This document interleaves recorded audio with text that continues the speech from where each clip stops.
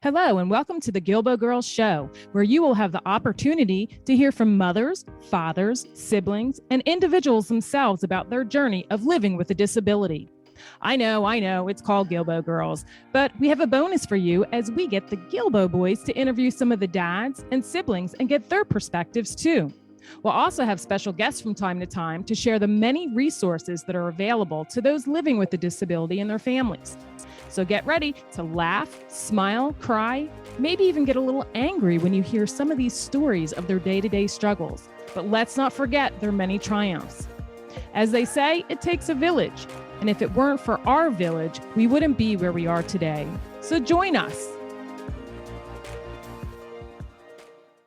Hello, and welcome back to another episode of the Guilbault Girls. I'm your host, Karen Guilbault, and today's guest is Denise. And do you pronounce it Fike? Yes. Okay, good. She is the CEO of First Maryland Disability Trust. First Maryland Disability Trust specializes in cost-effective special needs disability trustee services designed to enhance beneficiaries' quality of life. They provide families, friends, and individuals with the tools to plan for current and future needs, all while protecting the eligibility for public disability benefits, which is so important. Supporting and encouraging families to plan for the future, including special needs trusts, special needs planning, settlements, inheritance, and unplanned funds, and Social Security Administration awards. So first of all, thank you so much for being on the show today. I really appreciate you taking out the time. And I'm excited to have you. This is a hard topic, for many, but it is definitely one that needs to be discussed. So I know with us, we kept putting it off over the years for so many different reasons. A lot to think about, just so much to know. And it can be confusing. And then for some that are younger, their finances could have an issue in it too. I'll wait, I've got to save up some money so I can, get this trust set up and do this. And then before you know it, the time goes by. And what really opened our eyes was COVID. Like, oh my gosh, what are we doing? So if I can tell anybody out there, the one thing is the sooner the better, because you'll have such a sense of relief knowing that it's done and that your loved one will be protected. You can't put a price on that. It's a budget and get it done. And it's one less thing to worry about. So for me, it was a relief. With my husband, he had more of a hard time. He kept putting things off. I'd ask him for questions. I'm like, I need this, I need that. He would put it off. Like, we have to get this done. So he struggled a bit getting through everything, because we did our wills at the time, the power of attorneys, our advance directives, all of that kind of stuff. So before we get started with the interview too, I just wanted to share our experience when we reached out to you guys, because I feel like it's very important to people too. And one, I was actually steered your way through the ARC Northern Chesapeake region. Sue Ratman, who retired now, she was the one that had sent me your way. But I sent you guys an email and you guys responded right away. You set up a meeting and you all just sat and just listened to, everything, all the moving parts, and you guys offered advice and you made us feel at ease. And you also asked the hard questions, because there's a lot of hard questions. So we feel comfortable knowing that you guys will be there for Faith when we do pass, and it is our time. So I just wanted to thank you for that, honestly. You're welcome. So, all right, so let's start by telling us a little bit more about First Maryland Disability Trust, when it was established, how it was established, and by whom. So First Maryland Disability Trust, Inc. was established in 2005 by a group of elder law attorneys who saw the need for a lot of their clients to protect finances in order to qualify or maintain public benefits. And so this group of attorneys decided that we needed a pooled trust in Maryland for not just elderly, and I kind of say that hesitantly, but for all clients who have something that they needed to protect in order to maintain their benefits, including those who might be on DDA waivers, housing waivers, all of those types of benefits. And so They got their act together. They incorporated. They had the trust drafted. In 2009, they took their first client. So it took them quite a while to get through all the red tape, to make sure their ducks were in a row. And so since March of 2009, we've now helped probably close to 1,800 families over the years. And we have grown from being a 1 or 2 person shop to 11 people. And so the trust, I talked a minute ago about public benefits, but in the reality is there's a lot of people both with mental health disabilities, developmental disabilities, physical disabilities that just need some help throughout their lifetime. And this group of attorneys saw that, recognized it for what it was, and put this into place. Well, I'm grateful. Can you share with the listeners what a supplemental needs trust, aka special needs trust, is, and who it benefits, and the importance of establishing one? So a supplemental or special needs trust, the terms are sort of intertwined, if you will, or could be interchangeable. Supplemental needs means you supplement the needs of the person, don't supplant the other benefits or other income that they have. So realistically, what you're talking about is an individual with a disability. For example, say Joe's 22 and he has developmental disabilities and a mental health disability as well. And he receives SSI, supplemental income. And SSI, if you get the full amount, is $914 a month, doesn't go very far. And yet, in order to keep that money, say Joe's grandmother leaves him $10,000 in an inheritance outright to him, not in trust. It's going to have a check passed to him.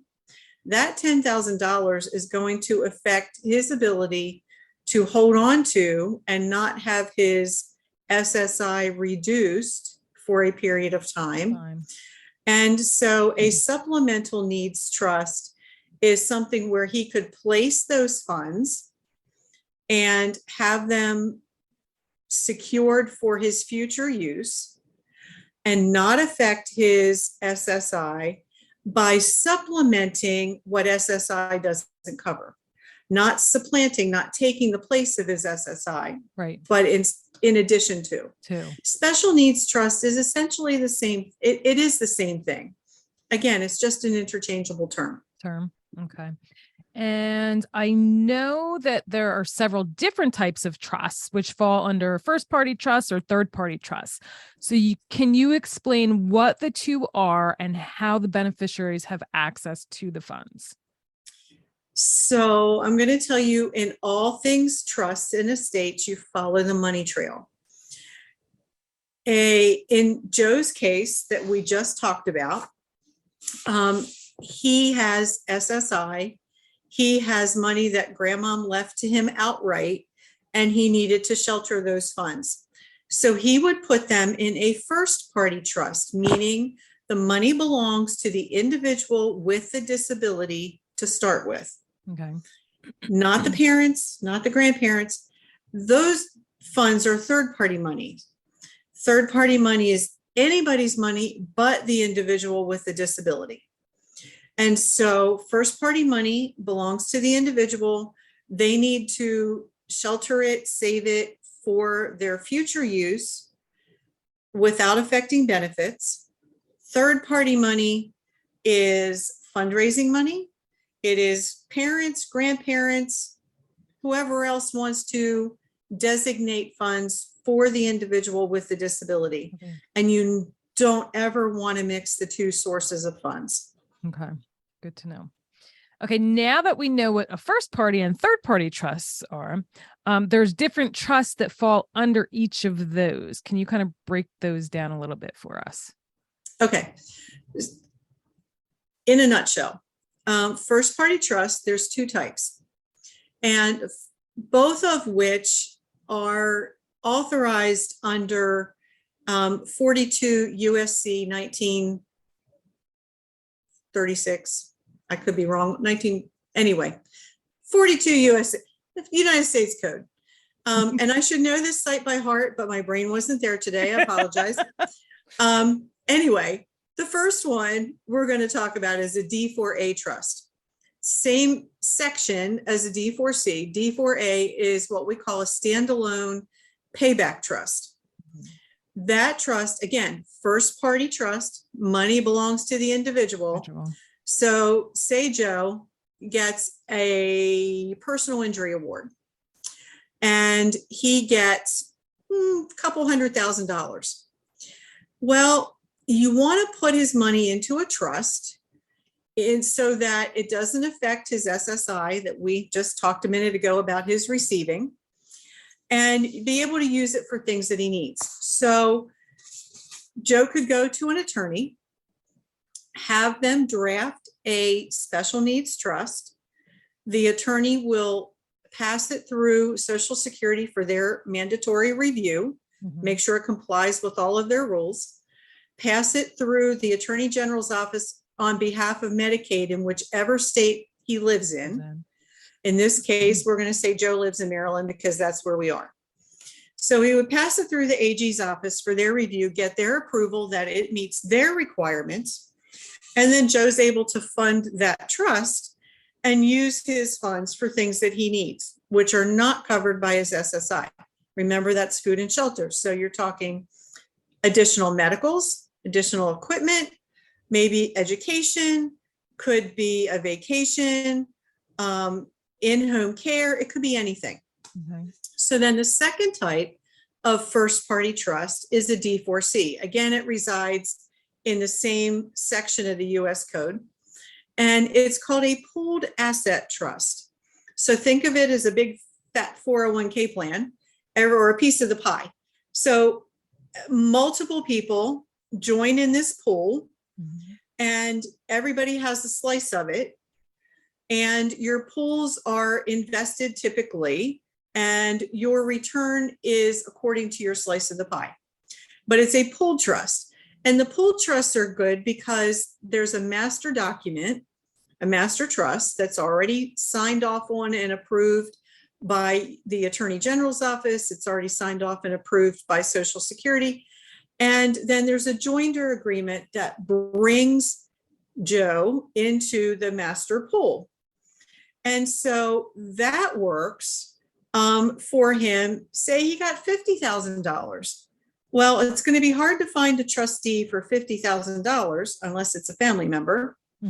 And the banks don't want them. So it would sit in a money market or a checking account without any return on investment. So if you put it into a pooled trust, you're able to get that return by mixing it in with the funds from the pool and get a better rate of return on it. Same things apply to it. Those that can establish a D4A or a D4C, standalone or pool, the beneficiary themselves or the person with a disability, if they're competent, parent, grandparent, court-appointed guardian, and a valid power of attorney. So if Joe were able and competent to execute a power of attorney, but maybe he's, he can't do all the financial pieces on his own, then the pooled trust would use, the court would approve that. So then third party, again, third party money belongs to anybody who's not the individual with a disability. Third party is, you can do a revocable trust, which becomes irrevocable upon the grantor's death. So for example, Joe's mom and dad, we're going to name them Sally and Jack. Sally and Jack have a house. They have financial investment accounts. They have savings accounts, and they only have Joe, or they have Joe and we'll give him a sister. Okay. So they have two kids. One's disabled, one isn't. Mom and dad decide after meeting with their attorney and their financial advisors that, well, we're going to put everything into a revocable trust and we're going to be trustee. And when the last of us to die passes, that trust becomes irrevocable. And then it splits out according to their wishes in the trust. That's one type. Then you have an irrevocable trust that's drawn up at the beginning. Sally and Jack decide they want an irrevocable trust, and for whatever reason, and they're going to make this an irrevocable trust for the benefit of Joe. They're not trustee, or they could be trustee, and they fund it while Joe's alive, and maybe fund part of it after they're gone, or excuse me, while they're alive and then after they're gone. You can do a variety of ways. Or you have a testamentary trust, which is a trust that is embedded in your will and is funded upon your death. So there's a couple, and there are Maryland Discretionary Act trusts. There's several that are applicable for families. All right. I love how you explain everything and break it down, because I get it. Because it can be very, overwhelming. I feel like I've kind of have learned a good bit of knowledge through the lived experiences, and then just my experiences and learning how to advocate through the different avenues and agencies. Faith is 20. And so I was involved with the ARC Northern Chesapeake region from 2007 when we first moved to Cecil County. And then I helped facilitate parent advocacy classes with them for about 6 years. I've taken leadership classes with the Parents' Place of Maryland. I chaired the Cecil County Citizens Advisory Committee. I finished out an appointment term for someone who left the Maryland Developmental Disabilities Council. And then when I moved to Harford County, I actually went on to work with the ARC as an employee. So like just talking to some other people too that haven't been involved with those different agencies, like it's so much because you're dealing with so much, and then you just put this on top of it too. So it's nice to have folks like you guys that sit there and are patient and explain this stuff to us and break it down. I was always overwhelmed. Like I said, I thank God for my good health all the years, because, she wouldn't have been protective, like I said, with COVID. And again, had I known more about the ABLE accounts and the special needs trusts back then, when I know now, I would have taken that step to set all this stuff up a long time ago. Yeah. So now, correct me if I'm wrong too. So when I first started out, I knew you guys. I had you guys on my list. I was referred to an attorney from Bowie and Jensen, from good friends of ours who set up their son's trust, and I felt comfortable because they had referred me. They found out too. So she also has a child with a disability. Went to the Maryland School for the Blind. That's where my daughter goes as well. So we can, if somebody wants to like, so we did everything with her, but then we put you guys as a trustee. Do you guys have your own attorneys that write up? No, we refer out. Okay. All right. Because that was one of my questions too. I'm like, wait, was I supposed to just go through them and only first, or was it okay that I went through someone else? And so like, that's another thing too, that, yeah. To avoid any sense of impropriety, or conflict of interest, if you will. We've had an attorney on staff. We're actually searching for one as well now, but not to draw up documents for clients. Okay. We want you to have outside counsel, and a lot of our clients already come to us with counsel, but if not, we'd give you a list that you can choose from. Our suggestions of people that we've worked with over the years, and we just give you names. You make the phone calls, you make the connections, and you choose who you like. But we want to make sure that you have somebody you trust. Right. Obviously you like them if you're going to employ them, but somebody that's going to give you the total picture for your estate plan, because not everything needs a trust. Not everything is as black and white as some families want it to be. And there's other things that we don't do, and we wouldn't do, like your advance directives and your powers of attorney.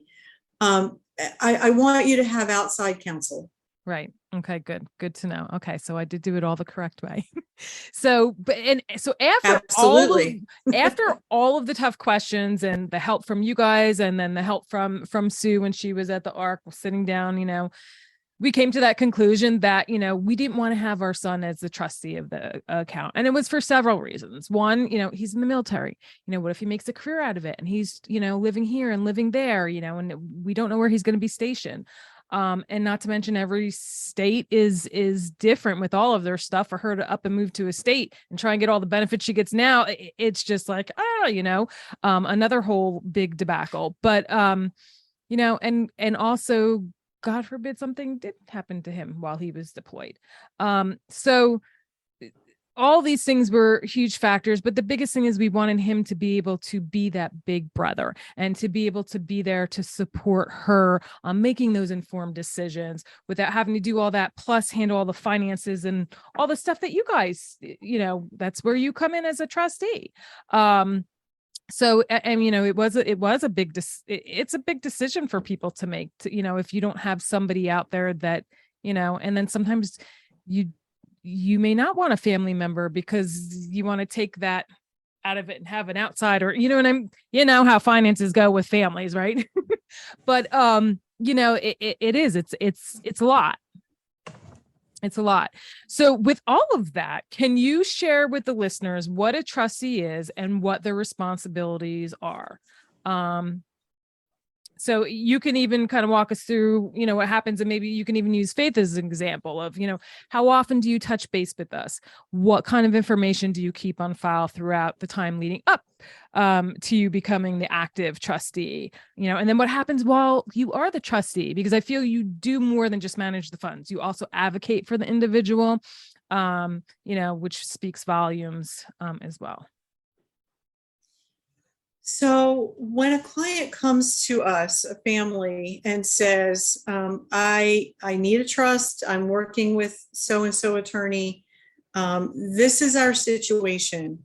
We want to get as much information as possible. And you're right, not having a family member is often a better choice.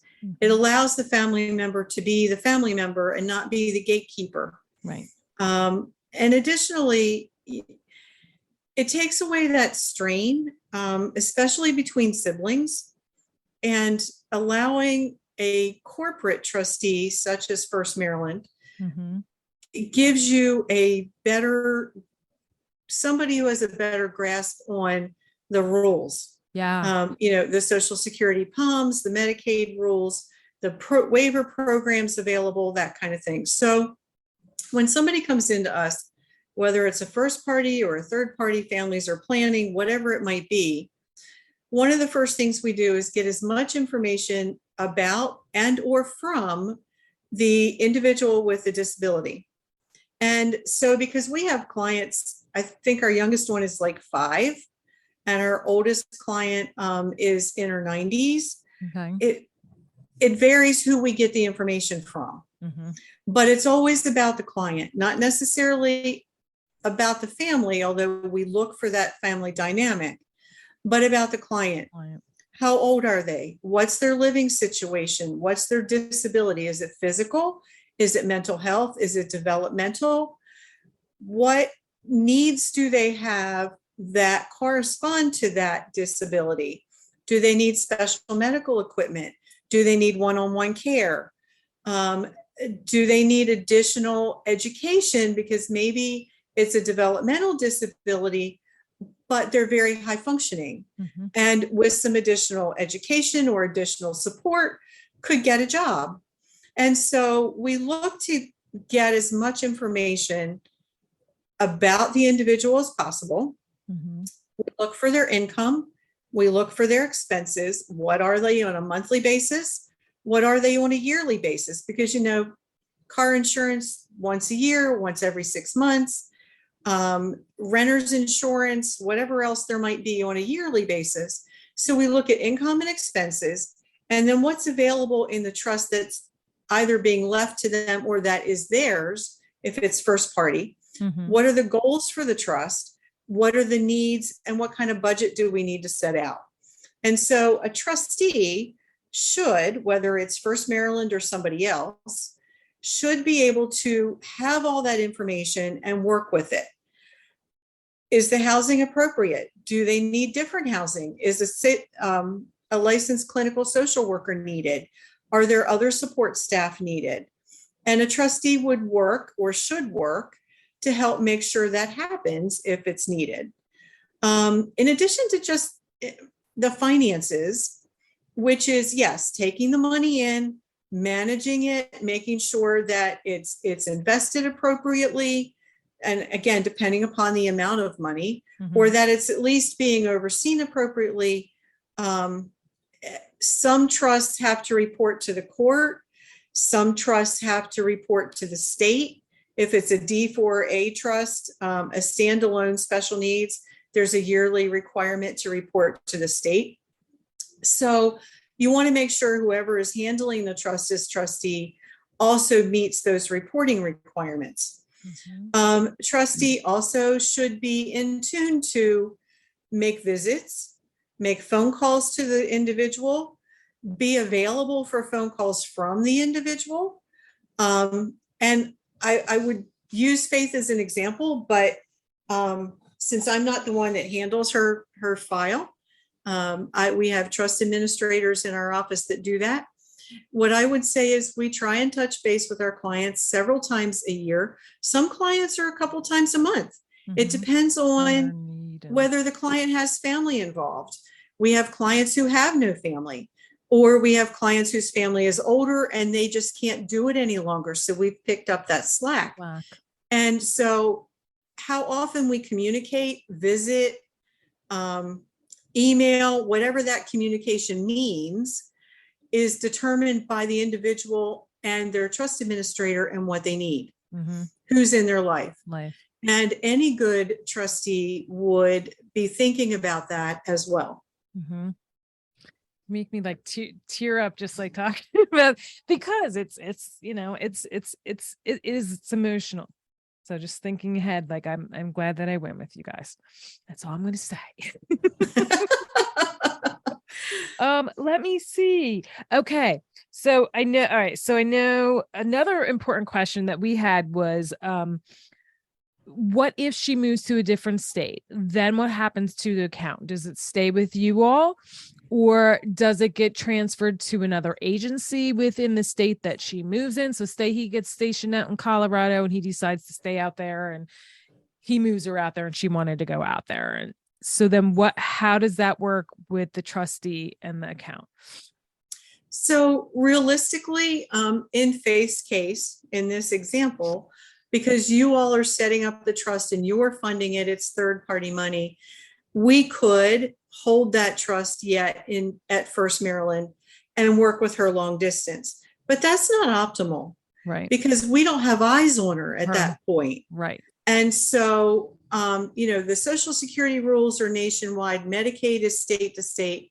Yeah, we could figure that piece out. But the bigger piece is we don't have eyes to see our client. And so realistically, what we would do would be to contact some of our colleagues across the country and say, and whoever's in Colorado, and say, hey, we've got a third-party trust. Our client's moving into your area. Can you guys handle this? And we would make sure that there is an appropriate successor trustee to us if that were the case. I think that's also, all this stuff is peace of mind. Okay, so I think that's all of the questions that I had, but before we wrap it up, is there anything else that you would like to share, or any advice that you would like to give our listeners? Because the one on the ABLE account was, so many people watch that, and this is another big, huge one that our population, it's huge, but is within our community of people. But any advice or anything you would like to share about first So the disability or first, anything? well, the first thing I would say is, to your listeners, to your colleagues, those who have children or parents even with disabilities, don't wait to do your estate planning.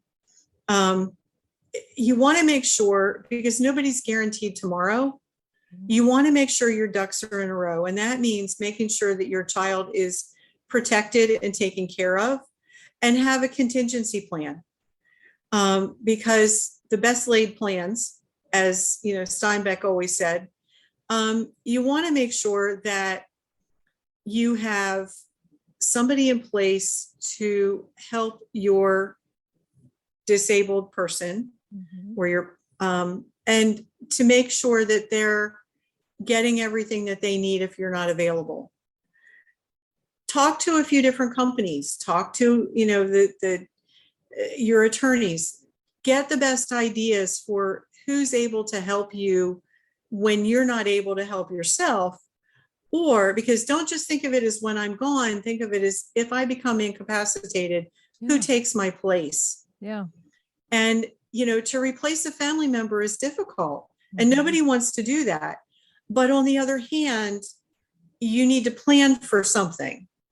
And I'm not trying to be a doomsday person, because that's not my thing. But it's But realistic. Yeah, be real. it is. We've seen families who, have waited till the last minute, and what they're planning, what they were wanting to plan, because they waited, didn't happen. And it created other issues. And so I would say, get your estate planning done. You want your wills, a trust if applicable, your medical directives or your living will, and, if need be, a DNR. Look at, and the other piece of this, it's really hard for families to grasp. If you have an individual who is disabled, pre-plan a funeral. Don't wait until something happens and you're struggling with that. Pre-plan it now. Put it into an irrevocable funeral trust. You need it, call us. We'll give you some suggestions, but don't wait if you don't have to. And that's a really hard topic for families to come to grips with. And I get that. It's hard when you have a loved one who passes and you're struggling to go through that grief and that process right at that time. Pre-plan it, and you don't have to worry about that part of it. And then it's not something that your successor has to worry about either. The other thing I would say about First Maryland is, as we grow, we are taking on the responsibility as representative payee for clients for their Social Security benefits. We advocate for them as well on the Social Security level. We are also handling financial power of attorney. So if someone needs that and needs that assistance with paying bills and those types of things, we can help with that. So when you're thinking about your estate planning and you're thinking about who's in your life down the road, because we do have families, parents who have nobody else but their child, we can help with those things. More than happy to talk with you about it. And they can find you just by Googling First Maryland Disability Trust.com, correct? They, yes, actually First Maryland Disability Trust.org. .org. Oh yeah. .org. That's okay. I had to think about that for a minute myself. And I will also put that in the show notes too. Sure. One thing that I do for all of my guests as a small token of appreciation for just coming on and being a guest and sharing is I hand stamp meaningful words into tokens, one letter at a time, with a hammer and everything. And I wanted to know, and I think I did send you that what's your word flyer. You did. Okay. So You I did. wanted Thank to you. know, you are welcome. What word is meaningful to you that you would like me to stamp, and if you'd be willing to share it and why? My word would be grace. I would say by God's grace, we are where we are. But also it is giving grace to those who need it most when they need it, whether it's a kind word, a handshake, a smile. You don't know how you're going to affect anyone in any given day. Do we all have bad days? Absolutely. But there's always somebody else whose day is worse. And by extending some grace to that person, and sometimes to yourself, give yourself the time to sit back and think about, what do I need to be doing? How do I need to do it? Who do I need to talk to? Everybody, I've been told I'm a workaholic, but I have to give myself that grace occasionally to sit back and just breathe. And realistically, for those who have people with disabilities in their lives, I've taken care of my mother-in-law, my father-in-law, helped with my dad, took care of my uncle. I'm taking care of my aunt. Grace has a lot of meaning in a lot of different words, in it has a lot of different meanings. Let's put it that way. And sometimes that is just giving yourself the opportunity to relax, but extending something to someone else to help them out. Yes. I love that. Okay. I'm breathing. Take that deep breath. Yes, many of them. Well, I just thank you so much for being on the show. You're welcome. This is going to help so many people, and I know it's just put another whole layer of ease that I know that I did the right thing by going with you guys. So everybody stay tuned for the next episode, and I will also have their information in the show notes. Till next time. Thank you for joining us as we spread awareness through our personal stories and the many resources shared. You can help us by joining our village simply by sharing our show to the masses. If you would like to support the Guilbault Girls on another level, click on the link in the show notes to make a donation in any amount. Add your address and you'll receive a hand-stamped token with the word village on it in appreciation. Be sure to subscribe to our Guilbault Girls podcast and YouTube show, and don't forget to follow us on Facebook and Instagram at Guilbault Girls. Till next time.